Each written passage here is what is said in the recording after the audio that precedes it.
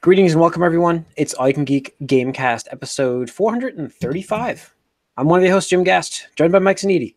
What's up? Corey Feinsod. Shooter. And Tony Korkanak. Boom! Headshot. Well, yeah, perfect. Welcome, guys. Welcome, listeners. Welcome, viewers, to 435 of the Gamecast. If you've listened to the movie cast, please listen to it this week. If you haven't, it's our top 5 action movies. Which was interesting how we went through all the list. A lot to talk about. Debate there. A little bit of debate. A little more than we had actually before. So, it was nice to see. This one is going to be our top 5 first FPS games of all time. There's be some controversy with this one too. This might be. This one formed together okay for me. The movies were a little bit trickier. Tougher than the movies, actually. Not for me. I feel that this one filled out pretty easily for me. I don't know why.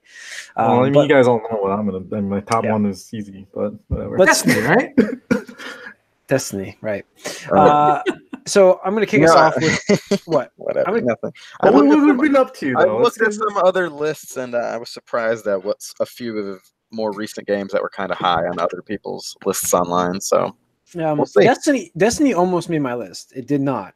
I'll give you that preview of our top 5 list. I thought about it too, but it's not on mine either. Because I went with a classic instead of as my 5. But we'll get to that.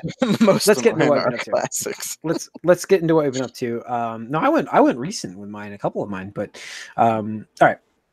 What we've been up to. Wargroove has pretty much taken over my time, and it's to the point where it affected work today. Do you need an intervention? No, because I get stuck in this one fight and I lost. It gets a little more challenging as you get into it, and I made stupid moves and I had to restart the fight, and so I'm like, it was already like I was deep into the fight, like time wise. So I'm like, I had to restart. I'm like, I'm not giving this up. I'm going to finish this battle, and I'm only on Act 3. I just started Act 3, but it's like. I've done a lot of the side stuff too. I did all the sides going through it and stuff. So I'm loving this like little game. The only thing I wish we had were a little bit more personable characters. Like the characters are fine, but they're not as like. I guess it's Tony. I think it's from like Fire Emblem, where I get like attached to the characters, and I don't have that connection in this. I'm just like, that's what's missing here. If I just had the real connection, it would be great. But. I still am enjoying this game quite a bit. It's a lot of fun. I picked up Diablo 3, but I haven't started yet on the Switch, so that'll be happening, just so you all know soon. That'll be occupying a lot more time, too. That's another good game you just pick up and play for a little bit. That's why I thought it'd be great to get. So that's pretty much it gameplay-wise for me. I mean, I played more before I traded it in. I played Kingdom Hearts, and that was it. Got rid of it. I still am kind of searching for another game, but I figure that's why I have Diablo 3. Devil May Cry is coming soon, and I think I have a bunch. No, the girl asked me to go. Oh my god, she's lucky. She asked me if I wanted to pick up like Anthem or pre-order any games coming out, and I'm like, no, I don't want to pre-order any games coming out. And I definitely don't want Anthem. So I didn't even go pick up I canceled my order. I didn't pick up the Steelbook, didn't do any. I just, I'm like, the Steelbook's worth garbage. I don't want that game on my shelf, Steelbook wise. So I just deleted it. And what's funny is I'm reading on Twitter, like the game is not that bad from people saying it, but I'm like, you shouldn't have to come out and say that. Yeah, it's like, it's not bad, actually. It's like, when is that ever a good thing? So, but all right, that's really it for me. Mike, what have you been up to? No, I didn't get Anthem either, and it is frustrating because you can tell there could have been a good game in there, but they fucked it up. Yeah, we're gonna talk a little bit. About anyway, we'll dive I see with Anthem is just real quick is like you had all these examples ahead of you. Like, you had these examples and you didn't learn. Nobody learns apparently. Like for most games, if you would say the graphics and the gameplay are like good, then it would be good, but everything else sounds like it's wrong. Like I can't believe that this. I thought it was a big world, like a big universe. It's just one world. It's just one planet. And it's just like, I didn't know that. I really thought that I was only seeing like a small portion of the game. And no, that's the game. Well, that's because of what they tried to sell you with the original trailer, Jim. Yes. See, that's your problem, Jim. You listened to what BioWare was saying. Well, I didn't think I did. You took them at their word. But I didn't think I did listen. But apparently I did. Like, I thought that it just, I took it for granted, I guess. There is a silver lining with Anthem, and that is it can only get better. If it survives. If it survives. Yes. So, Mike, what have you been up to? There is a roadmap. I did play a little bit of more Apex, got my second win, which helps me actually like the game, because there's always times where like you just get in, you die instantly, and for like no good reason, you're like, all right, fuck this game. But you know, that's just how the game is. But played a little more, and then I've started playing. Finally, I put it off because I played the previous one kind of recently, but I'm starting to play Assassin's Creed Odyssey. I know Jim gave up on it, but I'm liking it actually a little bit more than Origins. I just think Greece is more interesting than Egypt, maybe. Maybe it's a cool. More to see it's a than cool just land. Like desert, you know. No, it's a cool land. I definitely like the world. That's 100%. Yeah. So yeah, I've been. I'm probably gonna stick with it and play through the whole. I don't know if I'm gonna dip into any of its expansions or DLC, but I'll play through it. It's a good game. It's not great though. It's a good game. I'm curious, Jim. What was the last non-exclusive like AAA title that you've beaten? Don't say that in such a judgy way. That's good. He's breaking the AAA curse. Yeah. Shadow. Like no, I'm saying like Tomb Raider, right? Wasn't it? Like, Shadow of the Tomb Raider. Yeah, I finished. Okay. That. Yeah. There you go. No, Spider-Man. No, Spider-Man. That's exclusive. Oh, yeah, that's right. That's why I was thinking. I keep forgetting that it's exclusive. Yeah, I was thinking like the wording. I'm like, wait, Shadow of the Tomb Raider exclusive? No, I'm like, no, I finished that one last in December. So, yeah, that's the last one. But go on, Mike. I mean, that's it. The game's all right. Yeah. Corey, what have you been playing? Like I said on the movie cast, not too much gaming. Been watching stuff. Highly recommend Russian Doll, Umbrella Academy. But I did, just play a little bit of Apex. Got a win with Apple, actually. Oh, nice. We played like that game we played. We were like, he was like, I'm gonna pick Lifeline because like I usually play that character. I was like, I'm gonna try something new. So he's like, I'm gonna go pick her, and then he couldn't pick her for some reason, and then it picked it automatically for him. So he got somebody else. So then I was like, well, I'll just be or whatever. But then the guy who's second, because I was picking third, picked Lifeline. I was like, oh shoot, well I guess I can't pick somebody else. So I picked somebody else like Gibraltar. And I was like, whatever, I'll just pick Gibraltar. I saw you playing, brother. Yeah, and so we're just playing, and this guy's like, I was like, what? Like, well, this guy's kind of good. Like we land, and there's like the two teams, and he kind of takes out 4 people right away, and we're just running, and I was like, and we landed on the ship, and he didn't land on the ship, so we just kind of joined him later, and like he just kind of like blew through stuff, and so like we were just like going like, wait, we're the last 2 teams here. There's like 2 teams left all of a sudden, and so we just go bum rush them, and we get them down to the last guy, and Apple gets down by the last person. He's like, oh no, I'm down. I was like, I have no health. I'm like, let me get my health back, and I just see the Lifeline run up and just kills him. I'm like, you're the champions. I was like, oh shit. Nice. And then at the end of the game, the guy had like 10 kills, and we were like, wow, this guy is amazing. And then I was like, wait, you just picked Gibraltar randomly and got the win? Like, I've been trying to get a win with this guy. I need a defensive win character. And it's like, what the fuck? You just play him once and you get a win. Yep. So it's kind of funny. So, but yeah, it's good. I mean, I like the powers and stuff. So I think that they added things to the battle royale genre that we didn't really realize could be missing, and made it work. Cool. So excited to see what kind of modes they add, to see if it actually is better with like different modes and stuff. Okay. All right, cool. Tony. I've also been playing Apex Legends, but on PC because I got a new graphics card, so I've been flexing that. And oh my god, dude, PC players are just a whole nother level. Like a whole other level. Like I'm so bad at it on PC because I'm going against people and they're like, huh? Aiming alone is it's but it's just so crazy. And I had an awesome moment yesterday where I took out an entire squad on my own while my teammates were down. And I was like, oh yes, like I did it. And like bringing the one guy up. And it's not the squad. Either they were like just watching or whatever, and they just like picked me off. I'm just like, you motherfuckers, like god damn it. Like I was so mad. But no, it's such a fun game. I really can't wait to see where they take it. I have a lot of faith in Respawn, as we'll find out a little later in the podcast, but having fun with that.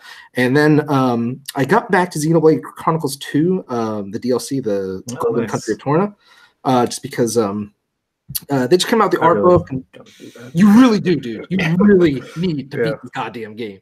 But the art book's coming out. The figure of one of the characters I pre-ordered is coming out. So I was like, you know what? I need to finish this. It just got away from me during like the stuff between like Spider-Man and like all the other stuff that came out. It's like big AAA stuff. So got back to that towards the end of it. Should be able to wrap that up this week. But it's such a good way to do it. And like I know we've talked about a couple times now how like DLC for story stuff is like really difficult to do. Well, not do, but like do right and do well, but also sell well. So I'm hoping that this did well enough that they can continue doing stuff like that for the next game from Monolith Soft, just because the DLC in this is like a prequel story to the actual base game of Xenoblade Chronicles 2, where there are some like characters that overlap and stuff, but like it really takes it for a twist, almost like some of the stuff we mentioned on the movie cast, which I'll get to after I finish the game. But it's really good. It's really solid. And just like, damn, like I love RPGs. Like I do. Yeah. Cool. Awesome. All right. That's it. What we've been up to. Let's get into some news, then we'll get into our topic, and then put a bow on it. Let's see. Well, we got a lot of gaming news. Well, pretty good amount. So Anthem. We forgot to mention. We forgot to mention the Hollow Knight sequel last week. Oh yes, we did. Oh, what's that called again? That's the one based on the Silk Song. Silk Song. That's it. Or something like Silk Song. Yeah. I saw that news. Yeah, we did forget to mention that. So sorry. That's okay. It's a lot of news to talk about. Yeah. We have Anthem still doing terribly. So the physical sales are not doing well. They might be making up with digital sales, but from what I hear, that may not be either. They're really selling their Origin service like hard on this game. Yeah, and this will be interesting to see because I think it's obvious by now if it's not the EA, for better or for worse. I'm not judging them on it, but they were like, "Look, you guys got to get this game out. You've been working on it for 6 years." Like, we need to return our investment here. We need it out. It's definitely for worse that they just told them this. Well, I mean, yeah, obviously it's for worse for the consumers in it. But, like, for them, it's like, how many times can you revamp the game? Because rumor has it that it was, like, started over, like, multiple times in those 6 years. So it's just like, are you ever going to do anything? Like, even a bad product is at least a product rather than just whatever. But they rushed it out, and it's just like, like you said, like it's really going to be a testament to how EA judges this game's success, because they're so based on either the like $60 like disc that you need to sell millions and millions and millions of copies, or it needs to have revenue tailwind like the FIFA Ultimate shit, where it's just like this does $1 billion a year. And like I don't see Anthem doing anywhere near $1 billion a year. No. I don't see it selling. Well, the other thing is like it's free with their service. I mean, you get the game for free. Right, too. exactly. So it's just like if they're so they're how really do you judge success? Right, exactly. And that's going to be the interesting part, because obviously I don't think at retail it's selling well. And if it's going to be a pillar for the Origin service, it could still see life. But we'll see at the end of March where they do their fiscal year financial report. I mean, they do have a 90-day roadmap out, so at least you're going to get 3 months of stuff. Yeah, so just speak of the roadmap. Sure you're going to get that? Because Mike's right. I'm pretty sure when Andromeda came out, they were like, "Oh yeah, well you'll definitely get this DLC." Not happening. Well, I mean, I know, but 90 days. I mean, 90 days. I think it's a service game. So if they didn't have a roadmap planned, I would be even more concerned. But with that said, I'm still raising my eyebrow, because if you look at something like Bethesda actually released a really awesome looking roadmap for Fallout 76, where they're like, in this month you're getting this, and this is what it contains, and this month you're getting this, which is what this contains, like specifics. And then where the Anthem one is just like, like tweaks and enhancement, bug, like it's like, okay, like you're really generic here. So I'm like really curious. And I don't know, for me, I'm personally fascinated by this game just because it's like, man, like Fallout 76 was a bomb. Now this is a bomb. Even like, Destiny 2, despite it selling well, obviously Activision wasn't happy enough with it to keep them or Bungie around. So it's just like, who can do these looter shooters right? But people are going so hard in this game. It's not the looter shooter, man. It's the living world MMO thing. I mean, the thing for me has already been done to perfection. The way this is, it's sort of Jesus Christ. But no, it makes me sort of appreciate Destiny 2 more. But to me, like if the expansions were free with the original purchase, I think like that would be like perfect. Destiny 2. Like that's the reason why there's a tail off after all those expansions, like wall off all of the new content. And so in that way, I think Destiny 2 like would have been like the perfect one of these types of games, at least the best one so far. And that's the only thing holding it back, because you compare like its level of polish. I mean, not really story wise when it came out, but as far as like just mechanics and that there's actual stuff you want to get when playing the game, compared to something like this where like apparently the loot isn't that interesting, which is a big problem. Yeah. At least someone said till the end game. Other people say it's still not that good then, or it's just grindy. I don't know, but it's just a shame because you look at footage of this game and it looks like it should be fun. Yeah. But I mean, I don't think I've seen a big 5 minutes of like. I don't think I've seen anybody like really critique the actual gameplay elements. I think most people are like, it's fun to play. But you know, again, this is a game that you are going to be spending dozens and dozens and dozens of hours of is playing. fun. You're supposed to. Once you do everything, like then is it fun to go back and do it again? Right. The problem is the things that you're doing are the same things you just did. So it's like once you get through all the stuff, there's no variation. And the other problem is like the Spider-Man like sequence is like, oh, I've done this chase a million times now. Like I know the song. Yeah. Have you guys seen that Angry Joe review? I watched about 2/3 of it. Did you really? It's long. Yeah. All his reviews are like an hour anyway. It's like But no, so I don't know if this is from him or other things, but another issue is like in like Fort Tarsus, I think is the hub place. That area, like the story, some of those characters are actually interesting. But the thing is, if you're playing with other people, you have to just ignore your friends while you're doing that, or else you won't get the story at all. Mm-hmm. And then once you leave, you want to talk to them, but sometimes there's story like dialogue going on too. So again, it has the problem of the big separation between like a co-op multiplayer game and like something where you actually care about the story. And it's like a big issue where they say you should just play through the story by yourself and then have your friends do that as well. Then in the end game, get together to like team up to do the hard stuff, which is stupid. But that's the best way to play it, apparently. Yeah. Sounds like your type of game, though, Jim. Yeah, it does actually quite a bit. Actually, no, I mean I'm not being like jokey or anything. No, I know, but it actually does. So that's actually what I like to do. That's what I did with Destiny. I play a lot of Destiny on my own, and then I teamed up for end game stuff. But I mean, that's all I did with Destiny too. But that's why, again, I kind of wish there was a PvP, because that's where I could just be on my own and do something in between everything else. This game sounds like right up my alley, except for the fact that it's there's nothing to it, and I don't like the design of it. I don't like the control of it. I don't like, Well, I think again, I thought I had fun with it. No, I didn't like fun with the beta, and then I played it again. And I was like, well, this is not as fun. Yeah, it's just funny because like part of the Angry Joe review, like he's like one of the first missions, just like the typical. Like I don't even blame particularly BioWare in this regard because I think it's just lazy quest design. But like, I just remember the stuff in Mass Effect 3. It's like, oh, you have to like defend this relay station from uploading some bullshit against waves and waves of enemies. Like, come on, really? Like this is like one of the first missions you're gonna, and then it repeats. He's like, there's like 2 types of missions. That's it. This and like collecting orbs and flying them somewhere. It's like, all right, man. Like, I don't know. All right. Other news. Let's see. Baptiste. Sorry. Yeah. I can read. New Overwatch new character. New Overwatch hero was announced today. Yesterday. Today. Within the past day. Past day, yeah. Who is this guy? And he's a support character that looks awesome. He's former Talon, gone to the good side, and he's a combat medic. So got like a 3-burst SMG, so the grenade launcher that healing grenades. Yeah, and apparently one of the controversial things is like he has a move that grants, I think him or maybe an ally, complete invulnerability. So it's like a cone.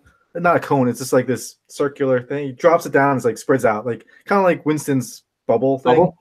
And if you're in it, you will not go below a certain percentage of life, no matter what. So like, let's say it's 1% of life you have left. If you could throw anything at the character, like an old, a rip tire, whatever, you will not go below it if you're in this. And this is an ability, not an ultimate. Really? Yeah. So seems pretty powerful, and if you time it right. So Yeah. and his ult is just like this wall, and if you shoot through the wall, you do like more damage. Or healing if it's healing. Okay. Yes. Got it. All right. It's like Cool. May wall that's Game is still being supported. That's the amazing part. So all free. yeah, all free. So and they're making tons of money, I would assume, except And for Overwatch League is killing it, man. Oh yeah, up 30% over Downstairs, 4-0. yeah, it's good. I don't want to talk about Overwatch League right now. The parody, I have to say, the parody in Overwatch League is very good. We've seen teams beat teams that we would never think they would beat it, and then we see teams that vice versa. Shanghai Dragons got their first win ever, and it was history amazing. happen. And they beat Boston the day after the freaking Robert Kraft shit came out. I was like, yeah, get them. It's like fuck you, Boston, fuck you guys. Like it was just like poetic. But Shanghai Dragons, for those of you who don't know, had the longest losing streak in any sports history. 0-41 or 42 games. Won like one or two maps. Like not even like losing games. It's like the entire like thing. Like out of best out of 4 or whatever, first to 3 or whatever. It's like first to 3. Yeah. Cool. All right. Congrats to them. Yeah, congrats. What do I have here? Other news. We have a lot of Nintendo news coming up here. I guess we can get into that, right? Oh, Assassin's Creed game coming in 2020 first. The next one, not going this year. Not going this year. Yeah, taking a year off. It's good because that's why I think it's more news. If it was coming out this year, I'd be like, same old. Yeah. But was it called Legion or something? Or it's Rome based, so I'm not sure what it's going to be called, but we'll see about that. I don't know. I think Jason Schreier might have debunked it a little bit on Twitter, but we'll see. Oh, okay, we'll see. It's a rumor. There's a new Assassin's Creed coming. I don't think, and it's going to be in Rome, so I'm not surprised. All right. And let's get into Nintendo news. The lead of the night is Reggie is stepping down from CEO. He's CEO Nintendo of America. Nintendo of America, and obviously. So I think a lead here is that Nintendo is now being run by Bowser, which is unbelievable. I can make that statement. I just think it's so crazy to me because he's been with Nintendo for a couple of years now. Sure. I mean, there was memes for the and we're not joking here, people. The guy's name is literally Bowser. His last name is Bowser. Yeah, and he's even I think for Halloween he went as actual Bowser and stuff like that. Is really funny. Was it Doug or something? Yeah, Doug Bowser. And it's funny too because it came from Microsoft actually. So I don't think. Do you think at any point they had a conversation about this is going to be our next president? Oh yeah, absolutely. Because the thing is they've been showing him in more and more directs. Yeah, and Nintendo's very deliberate with who they're showing in the directs. For Nintendo headquarters in Japan, they're showing Koizumi a lot in the he's the guy who directed Odyssey and stuff like that, and they're propping him up to be the next Miyamoto, which is why you're not seeing Miyamoto in the directs at all. Oh yes, so it's definitely was hinted at for a while, but became news. It'd be interesting. The thing is, Reggie's retiring after 15 years with the company. So when does this happen? Now, very soon, right? April 15th, right? Yeah, I thought April, tax day. So yeah, he's retiring. So hey, good luck to Reggie. He's very iconic. It's so weird because he's there at the worst and the best of times. So. It was he was there. He came out when the GameCube was floundering, but then he was there for the Wii and the DS, and then the rough times of the 3DS and the Wii U, and then gets to go out on the Switch. So props to him. And, he was. A little bit about Reggie, actually, some trivia. He actually came from Pizza Hut at some point. He was the one that actually, if you remember this, old school style, he was the one that came up with the big New Yorker style pizza at Pizza Hut. So it's that was his ingenious idea and stuff like that. But it's weird because Reggie gets a lot of flack for the stuff that Nintendo of America has done. But at the same time, there's been questions of is that really his call, or is that Iwata or Furukawa flexing their we're the parent company? Yeah, I don't think there was as much divisiveness Sega had with Sega of America. It seemed they're much more on the page, or at least played ball more. Yeah, but it'll be interesting with Mr. Bowser here, and there's there's so many memes already online. It's just I'm sure. Yeah, I don't know. So yeah, it's good for him. good for Gets him, though. to go out on top like this, though. That's great. Tomorrow we might be His getting our own terms. Yes, tomorrow we might be getting a Nintendo. We are getting Nintendo Direct, 7-minute, real quick stream. Maybe showing us Pokemon for the Switch. It's definitely Pokemon. 100%. Pokemon. Okay. Tomorrow's Pokemon Day, thing. the anniversary of the original Pokemon games in Japan. Nice. They always show it off. It'll be for a fall release, September, October. Getting our release for this, and this is when Nintendo owns the winter. This is where it owns the fall. I mean, high expectations, I think, going around because I know there was some divisiveness with the Let's Go community because like people are like, there's too much of the Go influence on that, but this is the one they've been working on for years and years. So I'm excited myself, and I haven't played Pokemon in a while, so. And I think this is gonna get me back into Pokemon. So the most interesting rumor of the week has been the rumor that Game Pass will be appearing on Nintendo Switch. Yes. I thought we'd get into that. Absolutely. We've talked about collaborations possibly happening. Tony made, I think, a bold prediction. Did you look back on that? Did you make it a bold prediction? I know you said I think I said Master Chief would be in Smash Brothers. Yeah. And then you said there will definitely be a collaboration between Nintendo and So this seems it's a rumor still. But it's a rumor, but so many people are basically like it's almost jokes all all but confirmed kind of thing. Yeah. It's pretty incredible. Being like the two games that are been thrown out like a lot. Yeah, and this to me is really just speaks home to like what I was saying earlier in the generation where Xbox was kind of flowering. I was like, do we even see an Xbox? Because Microsoft is in it. Like ultimately, they're in it for the money. Obviously, all these people are in it for the money. Make money. Yes. They don't make money off the hardware and like their franchise, the IPs. I mean, like Halo was their number one, and it's unfortunately, for better or for worse, has fallen off popularity. Gears, I think, is maintained. Forza has maintained, but like it killed Fable. Crackdown 3, obviously, all that stuff. It's like they're not making money on like the exclusive games. They're spending tons of money for all these exclusive third-party deals. It's like, so where are you making your money? And Microsoft, in my opinion, what they're best at is providing service stuff. Yeah, service. Microsoft. I mean, you look at Office. Office is the number one bestseller of on Apple products. At least the last I looked or heard, which is crazy. It's like we're releasing our Microsoft stuff on Apple Store, and it's the number one seller. So, Galaxy Brain.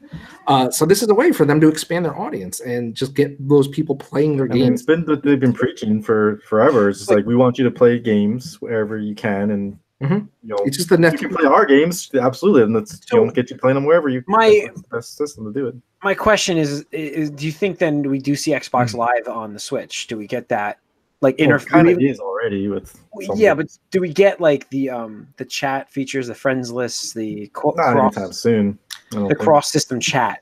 That's what I'm looking at. I mean, I could see it being built in as a kind of like an app. Like as soon as you log into the Xbox Game Pass app or whatever, like then you have like your own built-in. Well, they're streaming. I mean, it's going to be streaming cloud services, basically streaming the game to your Switch, which opens up the door to play Forza. I mean, that's what they've been talking about. Like all this whole forever is like play your games anywhere, right? So as far as like Xbox Live and their backbone stuff, I don't see that coming. I could see tie-ins and things like that, but it's still not going to be running like a Microsoft's backbone or anything like that. I just think like Nintendo really has that. They need some help with the voice interface because like it's something that I'll be not just voice. I mean, their online infrastructure is the weakest by far. Yeah, absolutely. So, and I think using the Xbox Live to piggyback with, I think is a great. I think I said that a while back. They're open to play. So, I mean, it seems like they are. They definitely use the help. So the enemy of my enemy is my friend.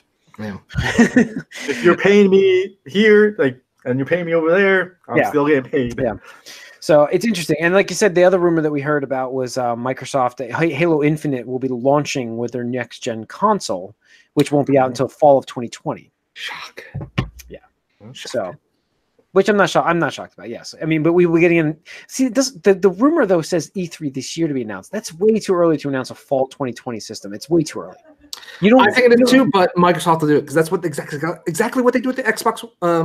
It's the Scorpio thing was thing. Oh, that's true. They did it. Remember they had that weird thing where like, so what is it? It was like just a video of people talking about it. Or like the next gen of systems, like, we can do whatever we ever dreamed of. That's true. I forgot about that. So this is possible. And we should get it announced at E3 this year. They're going big at E3. They said that. So we'll see. I think that's it for news, really. So, Yeah. all right, let's get into our topic of the night. Topic of the night: top 5 FPS games of all time for us. All right, let's do it. Let's see. I finished. I had 2, and then I was like, oh man, where do I put these other ones? Well, I'm going to kick it off. I'll kick it off with a classic. 1994. I built a computer for this game, Doom 2. First-person shooter. I thought about putting like Doom, the remake that I played with Drew so much, Corey. We were playing the PC remake, not remake. It was a Doom 4, I think it is. That was fantastic. But Doom 2, I went out and I fried my first computer, but I built my first computer with it. That was back when you had to put jumpers on the CPU. You had to set everything right because it didn't just auto set. And I definitely fried my first computer when I was setting things up. So that was fun. Remember to put that thermal paste on the right side. It was a Pentium 2 350 I built, if I remember right. So Pentium 2. That's right. That's how I'm dating myself. Doom 2 is good, I guess, but I still think that Doom would be more iconic. And no, Doom I remember Doom way more than 2. Nah, Doom 2 is it, man. That was the polished. That's the game. That was like Doom 1 was awesome, and then Doom 2 was like it was James Cameron. That's it.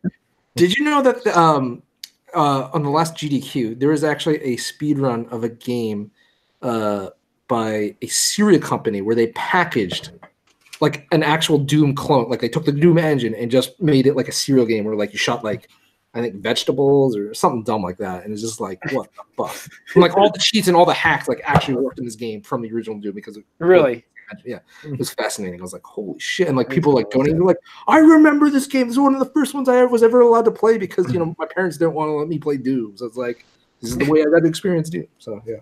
All right, Mike, number 5. My number 5. I'm gonna go with Call of Duty 4 Modern Warfare. I'm not a big fan of military shooters, but this one was a big enough deal when it came out that revolutionized. I had to jump on into it, and it was a great online experience.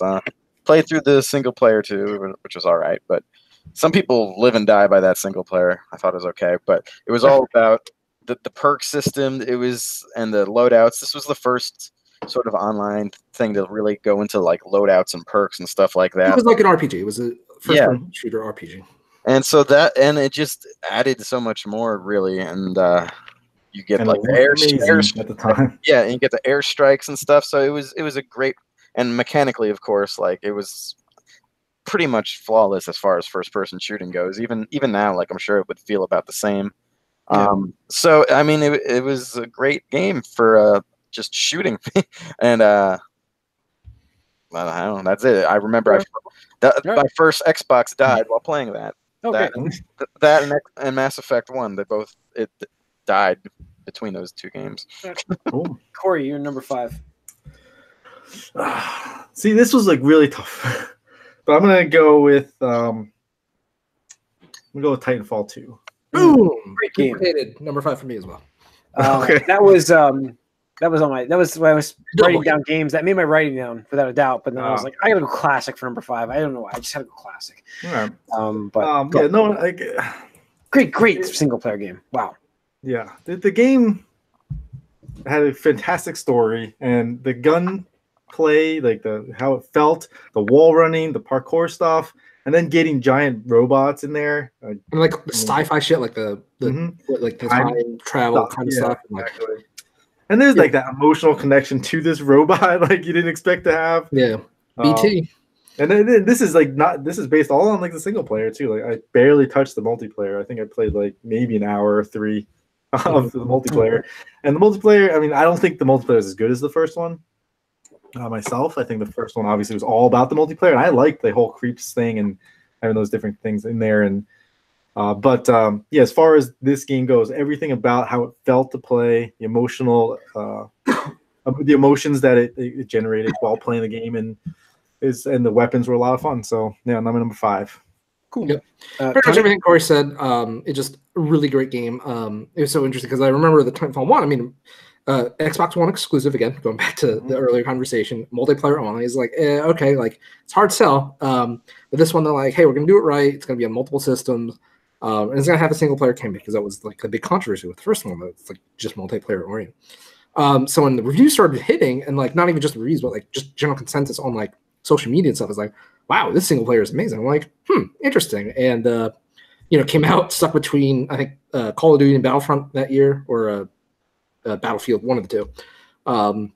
On sale. I was like, all right, I'll buy this and check it out. And it was just an amazing story. Just the way the game played was really fun. And for a shooter, which we'll get into a little bit later on my list, it's just like it asked you and had you do things that were just so out of the norm. And crazy platforming. Exactly. And I talked about it then. It was like felt very Nintendo-esque, where like they're like, hey, here's your wall running.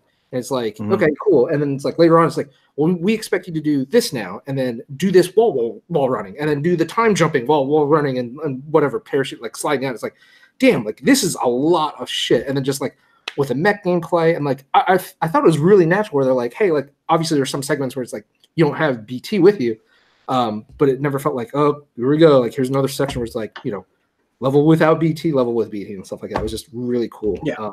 I'm so glad people are like the sales skyrocketing too because of Apex Legends. Yeah. So, yeah. And plus it being $5, so that helps. So, all right. My number 4 is Overwatch. Played that. Very rarely is there a game that comes out, and the reason why it made number 4 is, well, it made my list. It's a newer shooter, but I literally would watch videos to figure out how to play it better. And like very rarely does a game make me do that. You know what I mean? Like really read about it and find new strategies and tricks I can do. It's just, and it's still growing today. I don't play it anymore, but there's Overwatch League, which I have on my phone right now. I just downloaded the app to watch the league. And it's just so many aspects of it. The characters, I do love the lore of the world. I love the touch, man. Yeah. It's so I want from Apex, man. I just want the lore from Apex too. Yeah, now. It's my number 4. So, Mike, what would be your number 4? My number 4, it's not like maybe the most mechanical shooter, but it is one of my favorite games. So I put BioShock at number 4. It is again, it's not like a shooter so much. It's an FPS shooter. Yeah. Mm-hmm. But it was just a great like RPG sort of shooter with powers and stuff. Just like it's one hand shooting guns, another gun you switch to power things. But I consider it 100% part of this list. I mean, it's a great game, So So that was one of the first sort of like hardcore games. Like before that, I really only went in on like kind of established franchises or like even tie-ins and stuff like that. But for that game, like I just heard great things and I dove into it and became one of my favorite games of that generation. That's my number 4. Corey, number 4. All right, my number 4 is Destiny. So, love the game. Put so many hours into it. Taken King is definitely, in my opinion, the pinnacle of this game. And this, there's so much fun to be had there. Shooting still feels great. Bungie knows how to make shooting games. And the whole RPG elements to it, really, that's you guys know me. I love the RPG elements. So if there's grinding involved, it's probably something else to try. It's on court, Loot involved, definitely. So loot shooters, I think that's up your alley. So it was number 5 for me, and I chose to do Doom 2 because I built a computer that I fried. I remember frying the computer that I built the first time. I'm like, Doom 2, I got to represent Doom 2 on the list. But Destiny, I played so many hours. I would come home just to grind in that game. Shuros Regime, all of that stuff is like it's just ingrained in my head, like the guns and everything. So, all right, Tony, number 4. My number 4 was Left 4 Dead 2. Oh wow! I'm surprised it's not higher. Dude, this was such a hard list to do. First one or the second one, or just doing the Left 4 Dead series? He did 2, right? 2. I said 2. Okay. Because I mean, it's difficult because like the first game was groundbreaking, in my opinion. But the second one took everything great about the first one and James Cameron did. Yep, James Cameron did. Bigger, better, monsters are badder, like characters and stuff like that. Pinging system? Had a great pinging system? Yeah, exactly. Left 4 Dead 2 is just one of those games where it's like, I still look back fondly on those times where it's like getting together, playing Left 4 Dead 2. It was one of the first games like I ever like double dipped on because I bought it on Xbox, played people on Xbox. I bought it on PC to play with my friends on PC, and it's just like I was happy, full price too. Just like, yep, fuck it, like here you go. I mean, I think I got a 4-pack for it, because that was back when Steam was generous. But it's like full price. I don't care. I love this game. I mean, this was probably before like the zombie craze really hit its zenith, where it's just like oversaturated, but like it was like right there. It was starting to build up, and this game just helped propel it because it's just like it's first-person shooter, but it was survival, but it was co-op survival, and it just the characters were awesome and interesting, and it had some good lore, great tie-ins with like just like comics that they released, like web shorts, even the cross promotion with like Team Fortress 2 and stuff like that. It's just really awesome. And like to me, people are like Half-Life 3 and all that shit. Like, no, I want Left 4 Dead 3. That is what I want because then you got the fucking Evolve instead. I know. I don't want to talk about Evolve, but like I dream of what a Left 4 Dead 3 could look like on modern PCs and modern systems because it's just like. Well, with the revival of like Resident Evil 2 and how successful that is, and just based on the zombies not being like something that's gonna basically just go out to die because people are tired of it, I think that there could be room but I mean, for it in this universe. It's just so awesome because you had varying levels of difficulty, and you never played it the same way twice because the way the AI, the director had worked, which was really innovative at the time, where it's just like places NPCs or the enemies in different places where it's like. The same strategies don't always apply. And character-specific abilities, too. Yep, character-specific abilities, stuff like that. It's just cool. Shit. Like, I remember, like, one time it's like, we're walking by a witch, and then somebody startled it, and we're like, running. We're like, just get away from her. And then it's a tank. And it's like, dude, we can't fight a tank and a witch at the same time. I'm just like, that's not possible. It's like, yep, wipe it up. Like, clean it up, boys. Oh, cool. All right, number 3 for me will be mentioned again, so I won't talk about it fast. I'll talk about it really quick. Borderlands 2 is my number 3 game. Hours upon hours of games from that I've played for that game. Much less than somebody else in this podcast, but I still very much enjoy that game. Just the single player, the double rainbow, Handsome Jack is like an amazing villain and absolutely made that game for me. Like it's so high in this list just because of him. Like it is that like I loved that character so much. It's so good. And then like the loot shooter part of it was really good. And I remember trying to get better and better with weapons and trying. I mean, again, like just real quick. I mean, I will talk about this later. Yeah, we know. We know. I don't think it's any secret. I got you penciled in at 1 already. You're okay. So, but like as far as looter shooters go, like it hasn't been done better. Like the pinata of exploded like guns coming out and the way they randomize them and everything is like how have they not done this before? Again. Well, my thing is like they're afraid to do it again. It looks like they got to be afraid to do it again. It's coming. They're getting Borderlands 3. Who knows if it's gonna be getting good, but it's coming. Like, nothing else makes the money. So, Mike, what's your number 3?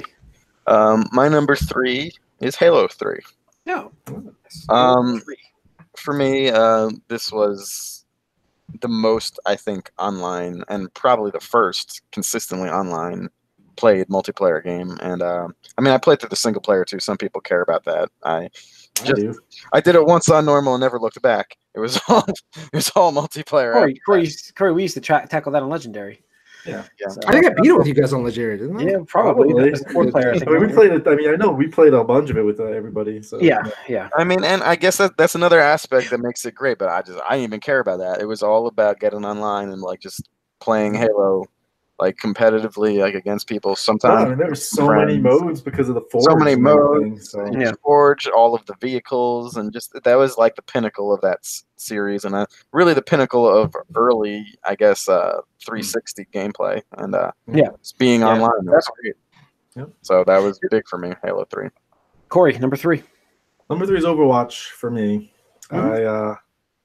I mean, we talk about it constantly with Overwatch League. It's just an amazing game to play, amazing game to watch. High level play of this is just like mind blowing sometimes. Like I played this game, like I don't understand. Like it's just I'm doing the same thing you're doing, but you're doing it such a higher level than me. So the fact that they are constantly supporting this game with, updates and events for seasonal things and stuff like that, and it always seems fresh, always seems like something new. And the co-op aspect, even though you're going up against team is there, like you have to synergize with your teammates. And yeah, just like all the characters are so interesting, and the fact that there is lore beyond just the game of what it is, even though it's a competitive PvP shooter. It's like, no, there's actually more to it than that. Is really what puts it over the top. Yeah, I want to talk about Overwatch. It feels good too. It just feels good. Yeah, I want to talk about Overwatch too. Spoiler: this actually didn't make my list. Whoa! Oh, wow. It didn't make my list. I mean, okay. Is it because you don't really consider it like a shooter? No, I do, but here's my reason why I didn't include it now, because right now, I mean, the game's continuing to evolve. We're only in like you're coming up on year 3. Yeah. 3. And I think this game is going to continue to evolve and get even better. And it's hard for me to include that in the list when, I mean, the game's never going to be complete until they're like, yeah, we need to go on to Overwatch 2 or whatever like that. But there's some gaps, like I'm really disappointed that, the last year was so dominated by Overwatch League, where it took away resources, where they couldn't really release more than like a couple maps and a couple new characters. Like, I really think they've failed to capitalize a lot on the work, which I love. I absolutely love. I mean, that is what got me into the game in the first place. Because like, I remember when they're like, "Oh, Blizzard, we're doing a competitive online shooter, team-based game." I was like, "Okay, like Team Fortress, like, all right, like I'm vaguely interested, but like, what's the selling point here?" And I still remember waiting hours in line for that PAX East demo just to get that pin. Yep. I can still like close my eyes. Remember 2 hours at least in line. Yeah, we're just like, nope, doesn't matter. Like, I don't care. And like just seeing the artwork and like because Blizzard knows how to make characters that are like bigger than stand life. Out and pop. Just stand out, pop, like iconic.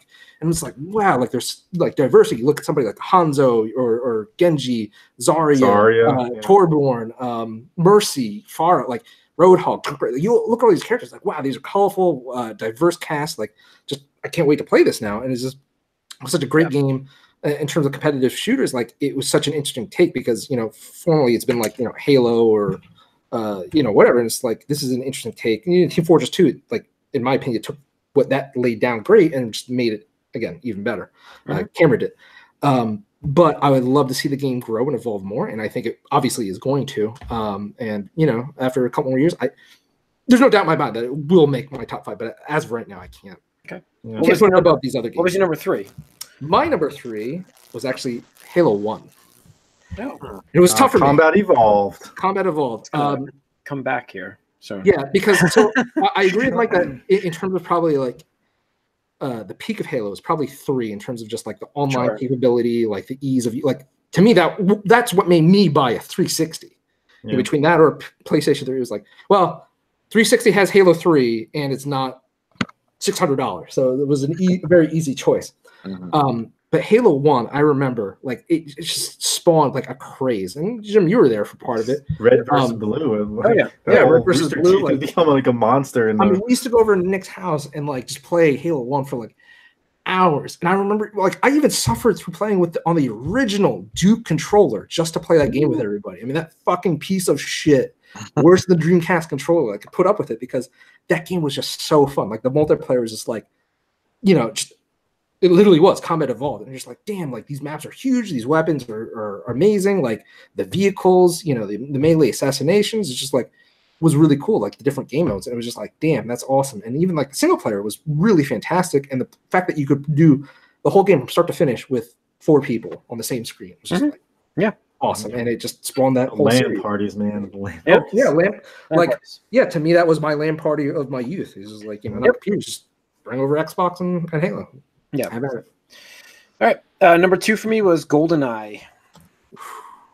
Yeah. Number 2, because this game's going to be coming up here later, but I think maybe it's not on Mike's list. I'm going to just flip this table. So. Yeah, if it's on Mike's list, this podcast is over. This podcast is over. I mean, it's just as much a guarantee as Borderlands is for me. So yeah. I could probably pencil it in. Anyways, playing this game, I can still remember playing this game with my brothers constantly, and like, they don't play video games. That's a testament to like how big this game was. Not to mention, I enjoyed playing the single player quite a bit in the game. I did like playing the game. So playing as all of those unlockable characters, Odd Job, was the Jaw guy. Jaws. Thank you. Man, I drew a blank on that one. But yeah, I mean, just the crazy characters. The Golden Gun rule. You could play custom games. It was such a great, memorable stuff. Yeah, the stacks. Going to the stacks. Remember the map? Mm-hmm. Gotta remember the stacks. But yeah, it's such a great game. So that was my number 2. Mike, number 2. My number 2 is Perfect Dark. Yep. Okay. Like you mentioned, GoldenEye. This was just sort of the continuation of that. But for me, what made it different is what makes it sort of unique and like made it be another thing that was also good in its own right. It had its own unique story, and it had a great weapon, just variety. Yeah, every gun had 2 modes. There was and there was all these alien weapons that were actually like interesting to use. My favorite was probably the Phoenix, I believe, which shot little explosive rounds. And then there was the completely broken Farsight, which let you shoot through walls and stuff. But so it was great with that. And then you had all the simulants, the bots. You could play that great multiplayer mode and add all these AI things that you could also. It's surprising how even games these days don't have it. No, they don't do it. And actually, what's great, the best way to play it is actually the sort of remaster they have on the early 360, because it can actually handle the frame rate of all. The game is so ahead of its time. It was and even with the little expansion pack, it couldn't really handle like a full like 8-person, like 8 bots going on there. But despite that, just the level of customization and like the multiplayer that you can do in that is insane, and it's unmatched still, I think. I remember playing with a friend, and we were playing like a custom mode, and it was like we put on like I think dark bots. I think it was the toughest AI you could fight. And, like I swear to God, I think they literally cheated, because like we'd watch them on the radar, and then all of a sudden like they'd be like teleported to the other part of the level. We're like, what the? Like what? What did you do? How did you get there? And it's just like they were terrified, because they'd like come up, they would disarm you, take your gun, and just shoot you in the face. You're like, how? How? It's like legitimately scared of those things. Those were the T-1000s of that game. Sure. So that's my number 2. Corey, number 2. My number 2 is Halo 3, and it's representing the Halo games. Halo 3, so many modes, so many games. Like I just remember thinking like, I want that flaming skull or flaming helmet or whatever. Like it's like different like before skins were a thing. Hayabusa armor. Yeah, Hayabusa armor. It's just like so many things you could go for. The difficulty level, like legendary, like you're saying, like playing that with you guys, the skulls, having different skulls and changing the way the game plays and the way you need to play, and just doing that all together with friends, and then creating your own things with the Forge. It's just like there were completely new game modes it was groundbreaking. And again, like another thing is like that hasn't been done again to that like extent in the game. So one thing I thought was so cool is like, and I think is like a very underrated feature was like the recording system. Like that was one of the first games to have a thing where you could go back and replay the game, and you could make your own camera. Move the camera. You could take screenshots.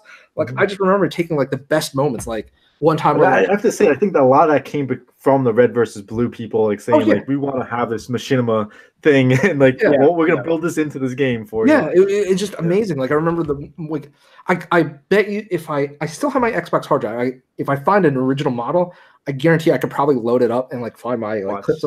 There was this one where I remember like I lasered a warthog or something like that. Killed the dude in there, but the warthog like somehow flew over something. Oh, the physics, man. Yeah, and it just and like I must have crushed somebody because it goes like double kill with like with the crush them. I'm like, okay, like I'll take it. Whatever. And then the vehicle combat was some of the best in any like first-person shooter game. I love like the big team battles where you could just have like people in like the aerial vehicles, like the Scorpion. And all that. Oh, God, so good.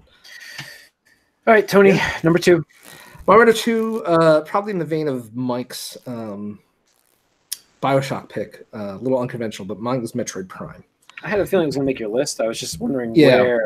Yeah, to me that was like it's a first person game. It was weird to make it a first person shooter, but they did it. Yeah, it was, because I remember like the previews in Nintendo, because this again, it was before like the internet was like as big as it was. There was no such thing as high speed internet, so you weren't getting like trailers or anything like that. It'd take minutes for just even like a screenshot to appear. But remember being like, wow, they're turning Metroid into a first-person game. Like I was like, that's weird, and like it looked really rough early, but it came out and it just like was like, damn, like Retro Studios just like showed everybody's like, it was amazing because I think it came out like a year after Halo, and I appreciate Halo for what it did in terms of like that like arcadey type like fast speed combat, but like Metro is like, hey, we're giving you this world and you can just explore it and backtrack and you get powers, and like the way they did it with the morph ball in particular, like just the cool stuff where like you could just explore. It was just really immersive. Like that's the best way I can describe it, because I remember distinctly like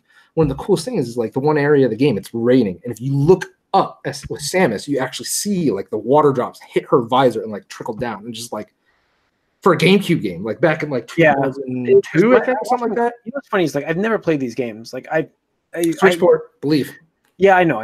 But I've watched Matt play them, my younger brother, and like I was like, wow, this actually looks like it might work. And I never played them still because the GameCube was not like a big system for me to play much. But you know that I am looking forward to this on Switch. So but yeah, that's awesome. All right, let's get to the number ones, guys. Yeah. Number one for me is Halo, the original, because your Halo 3 would not exist without this game. Again, I went to E3 back in I remember that 99, 2000, right before this game came out. Miyamoto walked by you. Miyamoto walked past me as I was taking a picture of whoever was Nintendo's booth, and my friend was like, "Did you see that?" I'm like, "No." He's like, "That was Miyamoto." I'm like, "Are you fucking kidding me?" But anyways, I remember us laughing at the screens of Halo because it looked so atrocious and bad. And this was like 3 months before the Xbox launch, or 4 months.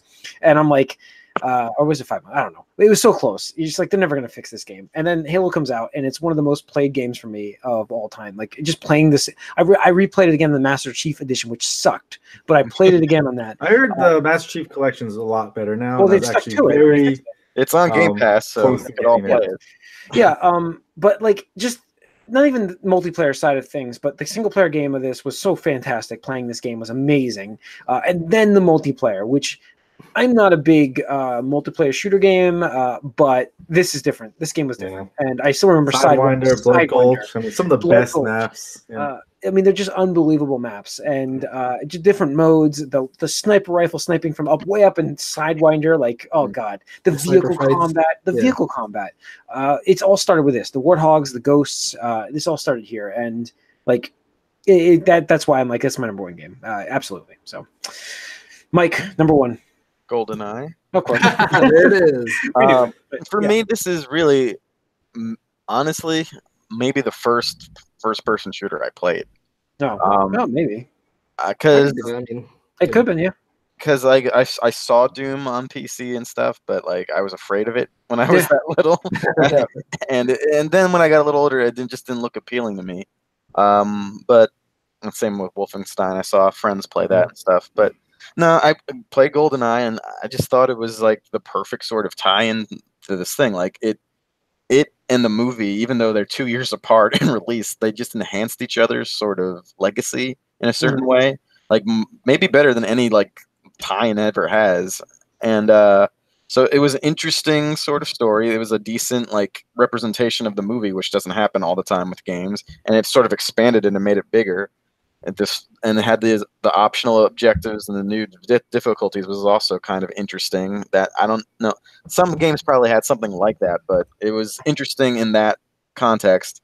And there was just this air of mystery around like a lot of what was going on in that game. All the secret cheats and parameters to unlock certain things and like. There was a lot of just it was interesting in a way that like few other games were at that time, and of course it was the first to really get the console to have a FPS happen, and then of course the cultural phenomenon of the multiplayer where the controller was like obviously a big factor too.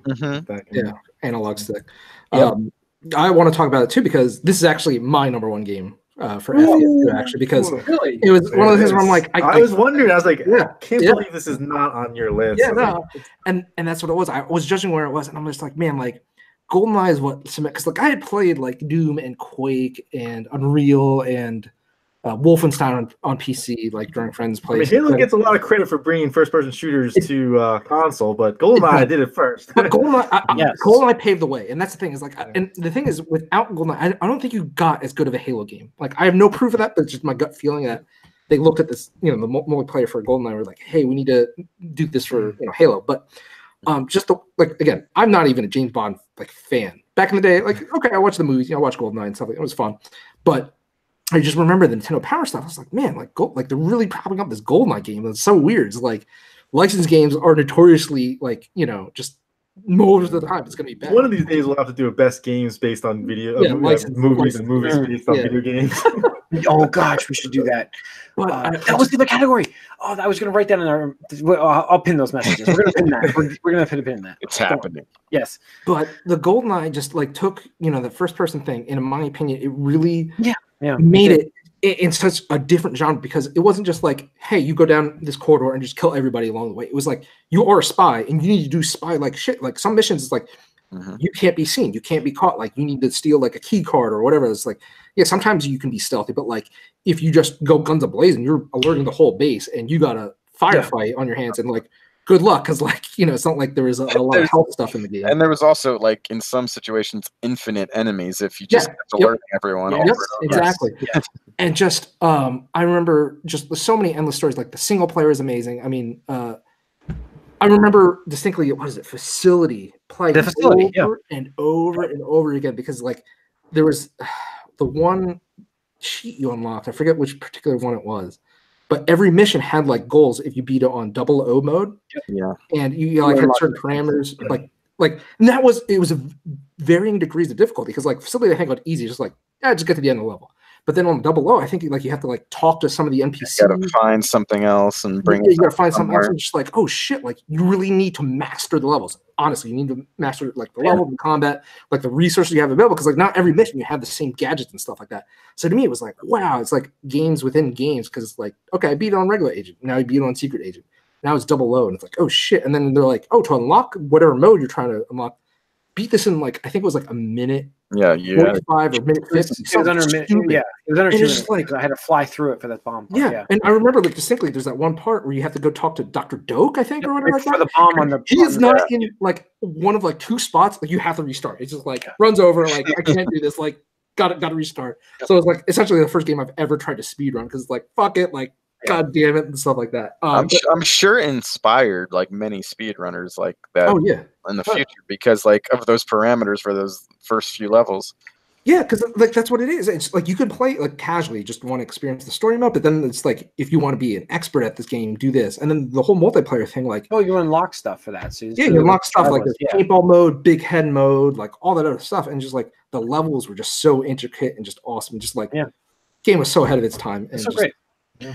And the multiplayer, the one thing I want to talk about, the multiplayer was a last minute thing. They're just like, I guess we could do this. Like, here you go. And it just like was like, it was so amazing. It was and in some ways, because it was an afterthought, it made it better, because they just threw them in like certain locations that were in the single player level, and it worked out. Good. And I mean, it was a cultural phenomenon. Like my traveling soccer team in 3rd grade, we all just went to someone's house and played GoldenEye like, all day.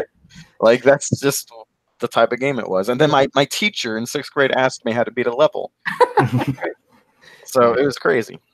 All right, Corey, tell us why Borderlands 2 was your number 1. Borderlands 2, my number 1. I mean, it has to be. It's the game I put the most hours into. I probably have put over 1,000 hours into this game. Oh, easily. Yeah. And we did the math like years ago when you were at 600. Yeah, well, I mean, this way I know I played it way more than Destiny, and Destiny I played a lot of Destiny. Yeah. 1,000, like well over 1,000 hours, I'm sure. I've beaten this game on multiple consoles, more like times than I can count. This game? I own this game on every device that it's available on. I believe you have everything. The Vita, you have it all. Except VR. You don't have VR. No, I did talk about that, because I was saying like I almost bought a PlayStation VR just so I could buy this game and play it. But I was like, you know what? I could just buy the game and not have a VR. I don't need. But we did talk about that. So yeah, I never like on 360 like 100%ed a game before, like with the achievements, until Borderlands and Borderlands 2 and all of their DLCs, like both DLC, everything for it, like 100%, like everything. Yeah. Cool. So I have a shrine basically of this game. Yep. I've gone to conventions to meet the people that make the game, gotten pictures with that. I mean, it's Super Fandom is on full tilt here. So yeah. I can easily, without a question of a doubt, say that Borderlands 2 is my favorite game, regardless of anything else. Like as far as like gameplay wise, there was a lot of gameplay wise. It's like that's like it's great. The story. Yeah, the great, story and the gameplay they nailed it. Like all the different weapons is what makes this game fun, and the fact that the weapons are just so broken sometimes is what makes it even more fun. It's like, and that's the thing is there is no like MVC2 of shooters. It's like, this is it's like there's no PvP, so like there's no balancing to these weapons. They're just gonna make you let you kill things with them and have fun with it. And like, so it was just that aspect, and just seeing the pinata of loot like just flying out of things is like it's like a dopamine draw. Like it's just like give me that hit. Like it's just like so addicting there, and like going through back and forth over and over, killing these raid bosses like constantly is just I definitely was totally addicted to this game. Every aspect of it. So one question I did have for you, in lieu of like Anthem and at least the shortcomings of like the Destiny franchise throughout the years, are you scared at all that Borderlands 3 is going to take some of the worst parts of those games, or like the wrong lessons, like in terms of like content or like road mapping, like or like even like microtransactions? Yeah, I mean, I think the Borderlands 2 is going to be the peak of this franchise for sure. I don't know if it's ever going to surpass that.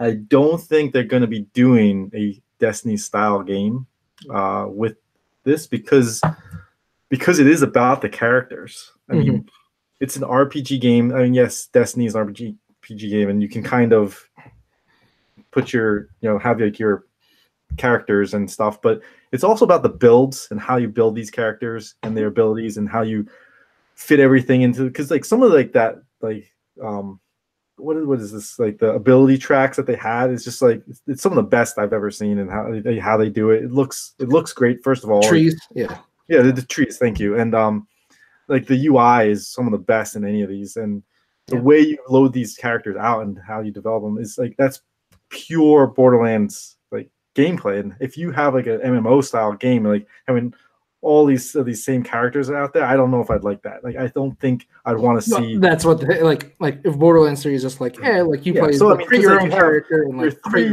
choose your class. 3 classes, and then you have your 3 subclasses, and then you have the trees, and like everybody's doing the same thing, and you all these other. I don't know if I would like that, because that's not really what I would want from this game. I mean, I have those games to do that for, and I want this game to be this game, and I want those crazy guns and the crazy overpowered stuff and just like broken shit and all that stuff. But so then think about like the good parts. Like what if Borderlands 3 was like a game as a service, persisting like years and years of updates and free content and stuff like that?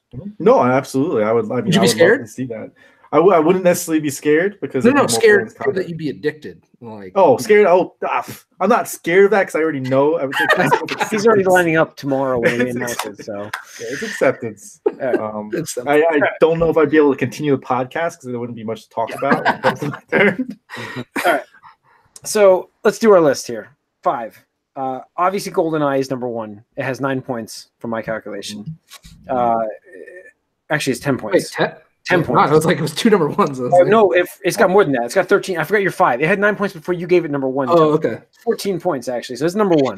Who has it on 5? What? I have it at 2. No, 5 points for 1. Gotcha. 5, I was gonna say, like, I thought you had something at 5. No, wait, there's 3 lists. I don't see it on 5 for everybody. We have a Halo and a Borderlands 2 tie for 8 points. Well, I'd say Halo is on here more often. See, now Halo 3's here at 7 points. So what do we do for that? I see what you're saying. Well, I would say take the higher ranks, right? So like you take the board, but Borderlands 2 was number 1, and it was Halo was my number 1 too. Oh god, they're ranked exactly the same. It's tied. It's tied. second, Okay. third, whatever. It's just tied. Okay, No, and now fine. number We'll go in 4. alphabetical order, because I did it. Yeah, I already wrote it down. Borderlands, just so you know, Corey. I wrote down Borderlands, then Halo at 3, even though they tied. Number 4, Overwatch, because it got 5 points. Yes, that would be Overwatch if we do by the point system. And then the number 5 is the tough one. So we've represented all the ones. There's at the 2s, you have Halo 3 Halo 3 would be it, or you can do Perfect Dark if you don't want to put Halo 3 on the list. Halo 3. well, Titanfall 2 is on 2 lists. And Titanfall 2 is on 2 lists as well. that So was is Halo on- 3, though. But Halo 3 ranked higher, I thought. Oh, it did. It definitely should be Halo 3 in my opinion. Because Titanfall 2 is number 5 for both me and Corey. so it should only be 2 sorry. points I per thought one. you were putting Halo 3 with Halo. That's why I didn't know if you wanted to do that. But okay, let's keep them separate because they were separate. We They talked were about separate separate. games. All right. No, okay, so here's our top 5. Number 5, Halo 3. Number 4 is Overwatch. Number 3 is Halo. Number 2, Borderlands 2, and then number 1 by far, GoldenEye. So there you go. All right. I use Halo 3 as a representation of Halo as well, so it's like Yeah. Yeah, that's the thing is like I just had to hard. like it is hard because like it was one of the things where like Halo 3 I think upped everything Halo 1 did, but like Halo 1 to me was just still like so groundbreaking. I put the most time into And that one. absolutely, I think I probably have more like fond memories of Halo than I do of That's why Halo I put it 3. on my list. Yeah, Halo got number 1 for that reason. But I do have a couple like honorable mentions. One like throw out there: Rainbow Six Vegas and Battlefield. I'm so close to putting Rainbow Six on my list too. Yeah. And which one? Battlefield? Battlefield 3 had like a lot of fun with that game. All right. That's going to wrap up 435 of the Gamecast. Thanks for tuning in. Write us podcast at allycangeek.net. Follow us on Twitter, allycangeek. Like us on Facebook. And if you're watching this on YouTube, hit that subscribe button. Subscribe to our channels. Tune in to the movie cast. Tune in next week. We have more lists coming up to you soon. Gonna be fun. Trust me. Trust us here. We know what we're doing. We're professionals. Yeah. And thanks.